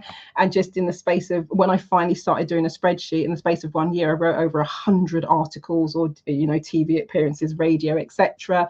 I've also been a specialist remote working implementation consultant, which means going into organizations to write and design remote and smart working and flexible working policy and strategy. I've been doing that since 2003, so well before all the pivot, all the pandemic, all that sort of stuff, and co-authored 2 books on remote working in March 2020. They're physical books. I can't send you the PDF. I don't get anything when you buy them, but please do check them out. And also I say 50 plus, I don't know, I've never counted. There's probably close to 100 corporate workshops. So you name the topic, I've probably designed and delivered a workshop on that topic. Some of the obvious stuff like communication skills, remote working, emotional intelligence, public speaking, critical thinking, decision making, mindfulness, meditation, resilience, project management. I was a Prince 2 project manager as well, finance for non-financial managers, tapping onto what I was studying to do. And I did a business degree, a marketing degree, well, business studies degree, and then a postgraduate marketing diploma, and then was studying the ACCA. So I like all the stuff around there. Leadership development is a big one, managing projects, psychological safety, mental health in the workplace. So again, it's wide and varied. It's always been for me about transformations. The very first book that I co-authored before it was a thing, this was probably around 2007, co-authored a book with Anthony Robbins. Some of you know Tony Robbins, Dr. Paul Shealy, the creator of photo reading, the late Dr. Wayne Dyer, Chun-Yi Lin, the creator of Spring Forest Qigong, and business guru Brian Tracy. And the book was called Stories of Transformation. So we all wrote a story about how we changed and transformed our life in some way, shape or form. So it's like a version of this. How did I go from anxious, depressed, fearful, etc., to the other side, calm, confident, all the rest of it? So that again is a physical book. It's actually, yeah, there's a few on the shelf behind me. So it's a physical book, but it's called Wake Up, Live the Life You Love, Stories of Transformation. And if you're like, well, it's all right for you, just to recap in terms of what I said, for anyone who's at the back and missed it, this was my old personality right up until the age of 32. Quiet, shy, lacking in confidence, low self-esteem, doing all of the self-sabotage, suicidal. The way I put it is I was like a spectator, living life on the outside, looking in, watching everyone else having a really great time, and I was always on the sidelines. As I said, the diagnosis with the early onset Alzheimer's stuff, I thought, well, that's it, game over now. And this was one of the contributing factors to the suicidal thoughts and feelings. The affair was just the tipping point, the final catalyst. And I was physically and emotionally drained to the point I would be sleeping 12 to 15 hours a day just to basically function. And I could be out in a restaurant and do the nodding dog and pretty much fall asleep. It has happened, pretty much fell asleep right there on the dinner table. My face almost went into the trifle. And that was my personality right up until the age of 32. And when things turned around in the space of a couple of days, I was like, whoa. And that's why I said, because I studied to be a chartered accountant with the ACCA. And that is why I said, I'm giving up the accountancy. I am going to be a coach and therapist instead. Because if this can happen for me, the arch skeptic who only went to the training to get my money back because they wouldn't give me a refund over the phone, if that can happen to me, and I didn't do a Lady Gaga and I wasn't born this way, I wonder what it will be like to work with people who actually want to change. They want to transform. They want to do something different. I'm like, whoa, game freaking on. And if we come back to the soul plan and the soul destiny, when I saw my soul plan in November 2013, it was like seeing my whole life laid out on 5 sheets of paper. It actually, in terms of, because there's a period from 0 to 30/35, it talked about the self-loathing, the hatred, the suicidal tendencies. And I was like, oh my God. But then it also talked about when you overcome those things, having the gift of oration, being a channel, a good communicator, none of which I would have associated to myself at the age of 32. It was just completely alien to me. So when I read the soul plan, it's like, oh my God, it was in the stars. But coming back to the archetypes, you've got to step over, you've got to hear the call, answer the call, step over the threshold, find the mentor, the guide, the coach, do the transformation work so that you can return to the kingdom with your gifts. But that was my old personality right up until the age of 32, by which time I was kind of thinking my personality is just set. This is what it is. This is who I am. I'm quiet, I'm shy, I'm lacking in confidence, and that's my lot. But thankfully, that pivotal, what you call the crucible moment in authentic leadership, the crucible moment, that dark cloud, coming back to the silver linings, all of that culminated in then having these wonderful silver linings. So do not underestimate the power of the negative experiences and the challenges you may be going through, because when you have the help, support, techniques, strategies, etc., to deal with those, it can then become the foundation, the building blocks, and the bridge for where you end up going next. So one of the things you'll get in terms of the VIP, we've got 10 of these, so there'll be one a month for 10 months, and I'll write a little bit about it, but just wanted to share one of them here. They're the mood booster posters. That's what I've called them. I'm sure that's not what they're officially called. Just thought it sounded nice. But this one, I'll read it to you. Every day may not be good, but there's something good in every day. So find your daily good and let it calm your nerves. So the way that you could turn that into a mini coaching exercise moving forwards from here is you can just set yourself the task, the challenge, the intention, the goal, however you're going to phrase it, of finding something good about today. Gosh, I'm transported back to childhood now, watching a film with Hayley Mills. And God, I got goosebumps because it's one of the things that kept me alive throughout. I was, sexually abused as a child from age 7 to 17. It's cool. There's no jack in the box about that. So everybody relax. But one of the things that kept me going was this film with Hayley Mills, and she played a game called the Glad Game. For me, it's a similar version of that, where every day, despite how challenging the circumstance would be, because she ended up going to live with a wicked aunt or whatever it was in a very miserable town. Actually, it'll be the perfect film to watch for this program. Maybe I'm going to do a film recommendation. Hold on. Make myself to do film recommendation, maybe even some music as well, because the music's been coming thick and fast in my head. Film recommendation. Game. Right, so she played this game called the Glad Game. It's very similar to this. Every day she had to find something. Well, she didn't have to, but she chose to find something to be glad about. So I'm going to suggest that from here on in, let's say do it for the next 28 days. I do like 28 days because that's enough to really embed the habit in. Find something that's good about the day.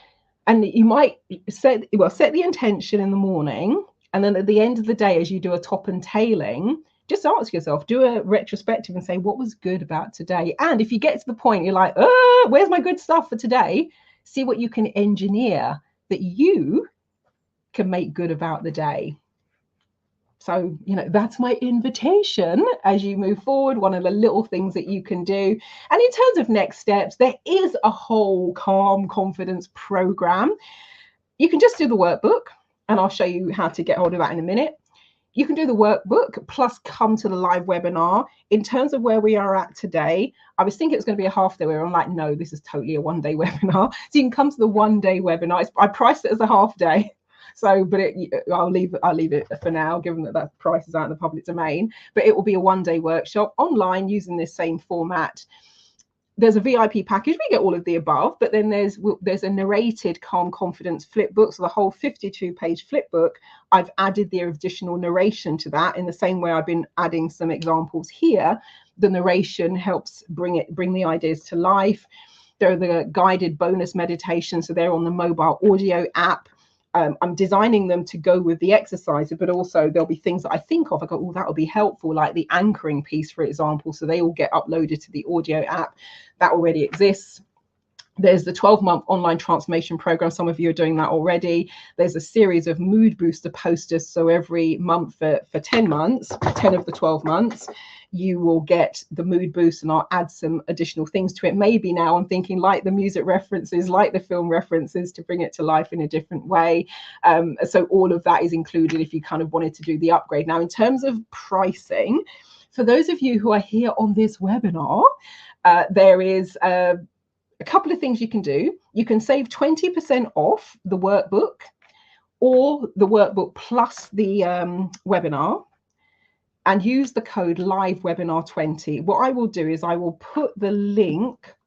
Will I? Yes, I will. Let me just grab it. I'm going to put the link. Nope, hold on.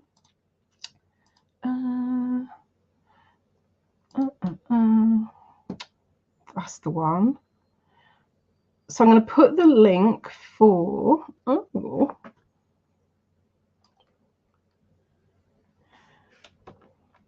right, there's a couple. So the first one that's going in is just takes you straight to the VIP page. But what I'll do is I'm going to find the one that is just general, that is either for the workbook or just the workbook. And it will work with either of those two. Hold on. So, what we got?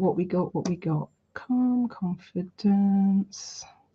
So what I will do, that's probably the easiest thing actually. I'm going to just put the link in for the store, because when you land on this page, it's zilvi.com/Marilyn Devonish. So that one's right there. So if you go and you look for the Calm Confidence Workbook, then use the code, and that's what it will be. Now, there is something else. If you think, ooh, I fancy the upgrade, here's what you can do, because don't use the code. I've done something slightly different for that. I'm going to put this. Right, so this code that's coming in now, you can apply this to the VIP link that I've just put in, the one that says Zilvi, zylvi.com/Marilyn Devonish /P/Calm-Confidence-VIP. If you use the code that I'm about to put in here on the VIP page, it will take £50 off of that. So you would pay 174 rather than 224. Now, I saw from the sign-up list, there are a few people who are already doing the 12-month online transformation program. So if you want to do this, ping me an email, because if I put it into the chat, then everyone gets it. That's not what it's about. But if you ping me an email, I will send you a code where I've then deducted some of that. So you would pay £100 to get the workbook, do the webinar, and get those VIP bonuses, the app and all the rest of it, and the calls, etc., and the mood boosters, blah, blah, blah.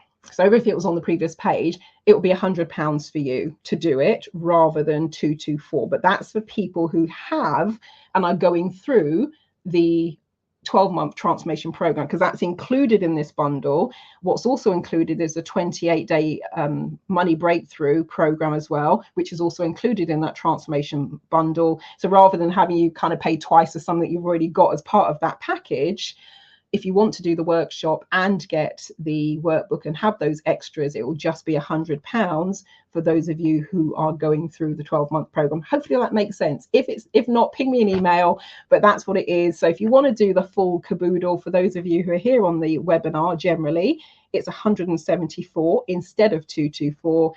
And if you're already doing the annual program, it's £100 to do the VIP full bundle, which means you also come to that one-day workshop and get the narrated book, etc. Any questions, any queries, or let me know in the chat, in the Q&A, or you can ping me an email. And I want to close with a quick round of Huna, H-U-N-A. Now, if you haven't had any water in the last 15 to 20 minutes, take the time now to have a glass of water.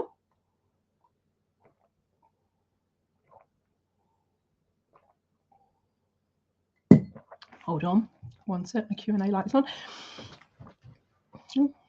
All right, yeah, so I know from your name that you're not in the transformation program, because if you were, you'd be getting the emails that sometimes they come out daily, sometimes there's a bit of space between them for those who are doing it in real time, so that you've got a bit of time to process the exercises. So that's the 12-month online transformation challenge, I called it. Within the transformation challenge is also included the 28-day money breakthrough program. I've incorporated that because we're working on different areas of life. So I thought in real time, while we're going through the summer, it'd be nice for people to have that program. You get an exercise, an e-coaching exercise every day for 28 days, a breakthrough with money with regards. And that's what my money breakthrough Oracle card deck are based on. I know by looking at your name, if you are the person I think you are, that you're not on that program. So for you, it will be the 174. But if you were taking that program, it's £100, and then you do the full upgrade. So hopefully that clarifies. If not, put something else in the chat. So we're going to do a quick round of Huna. It's one of my favorite modalities. It's almost like the energetic version of what we're doing now with the frequency clearings with the quantum entanglement remote experiment, where Albert Einstein talked about spooky at a distance, where you do something here, but if you split a molecule, what you do here impacts what's here, even though they are no longer connected physically, they're connected by time, space, and distance. So Huna is like the energetic version of that. Always mind blowing for my clients. So this is one of my clients, Lack Loy, called the White Collar Warrior, because he teaches martial arts but also works in the city. And he was blocked with work and finances. We did some Huna actually over the phone, and we did a 5-minute burst in person. Just so happens it was running a Yes group that month, and he came along. But he said, "You're not going to believe this. You have an amazing ability. It's having miraculous effects." Also, this is one of my clients who we did it via audio. This was before the days where I had all the video webinar stuff, because the technology just wasn't there at the time, and they weren't there live because they're based in Australia, I'm in the UK. So they listened to the replay recording, and what happened for them was absolutely mind-blowing in terms, and I didn't realize until a couple of years later, where I was running the Money Breakthrough like the video webinar version of the Money Breakthrough program, and people saying, "Oh, what if I can't make it live? Will it still work?" And I was like, let me just give you and I pulled up this testimonial from Pippa Neve. Check her out, pippaneve.com. She's a therapist as well, wonderful, wonderful human being. And I was reading it to them, and then as I was reading it, I was like, hold on a minute. What she's describing is the exact order and sequence in which I did these processes. Because she said, initially my third eye, throat and heart center and solar plexus all felt compressed. She had no idea that I opened with a symbol. The literal translation is thunder comes down and strikes the earth and makes the earth shake. So if people are sensitive to energy, they almost feel it as a pushback. And she said it was uncomfortable to say the least. And she said after the first round of Huna, I sensed an image of a triangle of fire. She had no idea that after I do that to break things up, I then use the red triangle symbol. Now remember, this is all audio, and I had never told people what the symbols were. All they hear is and even someone who does Huna has no idea what I just did, because we all breathe at different rates. That's all they heard. But she said she sensed a triangle of fire. That's exactly what I did, because there's a red triangle of fire, and I use that to burn away what we'd just broken down. She says then during and after the second round, I felt the pain being drawn out of my body via my heart center. She had no idea that for the next round, there's a symbol you use to open up the energy. And then I use something that we use in the soul plan readings when we do the clearing at the end of your reading, and it's called sword fingers. So I was then drawing the energy out through the center of the chest. She then said, I slowly began to feel lighter and my heart center opened more than previously. And it felt like I was glowing from the inside out. She had no idea. But the next thing I did, there's a particular symbol where it's the wave of light that makes you gasp. And the light is flowing from the inside out. And then she says, I'm typing this, the phrase, as if the light of my soul is now able to shine through my heart center, come to mind. And then the third round gave me a sense of my heart center expanding into the universe, feeling more open, totally cleared the blocks, feeling confident, happy, positive, glowing at the joy of it all. So those last statements, when you think about that exercise that we just did earlier with the positive statements, that's the kind of thing, if you've had an experience like that, you can anchor yourself into. So Huna is super powerful. It's one of my favorite modalities. It's one of the favorite modalities of many of my clients as well. Now, with regards to the Huna, there's nothing you need to do per se to receive it. You just have to give yourself permission. So if you're happy that you want to receive the Huna, fabuloso, then just allow yourself to do so. And if you're like, I'm not sure about this Huna lark, then it's absolutely fine. Actually, I've got here one of the symbols. So that first symbol, blow out the negative emotion, confusion, stuckness. This is the one that Pippa had said she experiences a pushback where the thunder comes down and strikes the earth and makes the earth shake. So I'm going to leave that one up on the screen for now as we start the Huna. So first of all, let's start by, if you haven't had any water, remember to have a drink of water.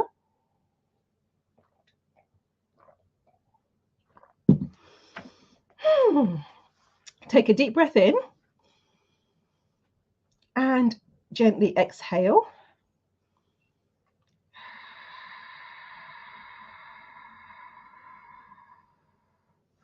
And if you choose to, you can gently close your eyes and then just allow yourself to physically and mentally relax. Noticing the in-breath, noticing the out-breath, and just gently relaxing your breathing. And imagine there's a wonderful wave of relaxation that starts at the top of your head and is cascading all the way down to the bottom of your feet, like a healing, cleansing waterfall where you can be releasing and resolving and letting go of anything and everything. Well, you've got the learning, it served its useful purpose, it no longer serves you, and you allow all of that to just wash away instantly now. And then if you're happy to receive the Huna, you just give yourself permission to receive, knowing and trusting that anything and everything that is for your greatest and highest good, you can receive that in a way that is right and healthy and ecological for you. And if it's something that does not resonate, you can just allow it to pass you by. So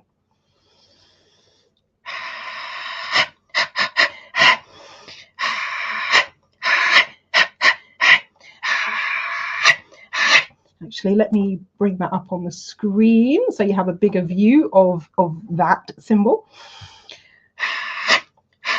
If you have your eyes open, that is, you might have your eyes closed. But if you've got your eyes open, you might want to just meditate on that and see what comes to mind.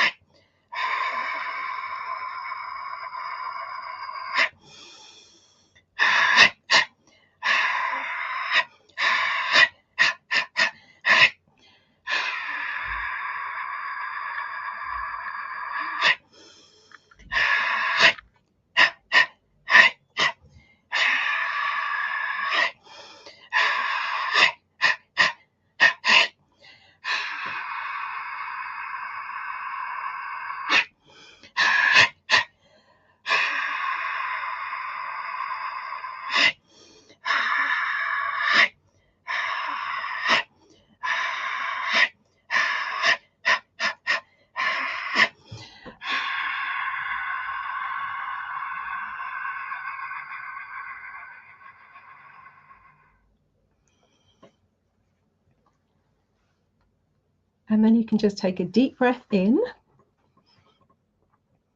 and exhale.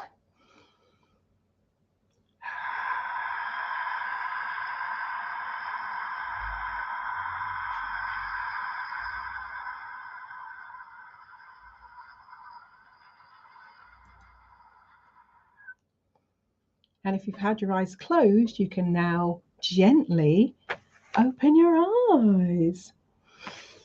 And then just maybe stamp your feet if you're sitting, just to bring yourself back into the place and space that you're in. If you're lying down, you can just pat up and down the arms and pat up the chest, just to ground yourself back in this here and now moment.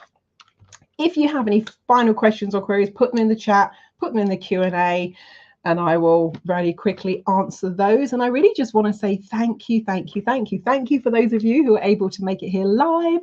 Thank you to those of you who are also watching this as the replay recording. If I've put this on YouTube, as it's a free open webinar, and you happen to be on that channel and you're not yet a subscriber, please hit the subscribe button. The algorithms, what can I say? So hit the subscribe button, give it a like or a thumbs up. That would be very, very much appreciated. Just want to say thank you for your time. If you've got any questions, ping me an email, Marilyn@transformationstm.com. I'll spell that Marilyn @trance, TRANCE, F for Freddy, so FORMATIONS, DM as in trademark, so Marilyn@transformationstm.com. Main website is transformationstm.com. Of course, have a look at the tabs along the top. There's also a red what's new button that gives you a little bit of a snapshot. Not everything gets added there, but you get a snapshot of what's coming up. And if you're not already on my e-newsletter list, when you land on the website, look at top left, you'll see a box where you can sign up for my e-newsletter. It's free and you get updates, special offers, pre-launch notifications, etc. If I'm coming out with anything new, or if I'm looking for test subjects, I say guinea pigs, I now say test subjects, to test stuff out for free, you get to do that. So thank you. I know a couple of you are here who listened to the I Am Hopeful recording MP3 and gave your feedback. Really appreciate it. But that just went out to people on my e-newsletter list.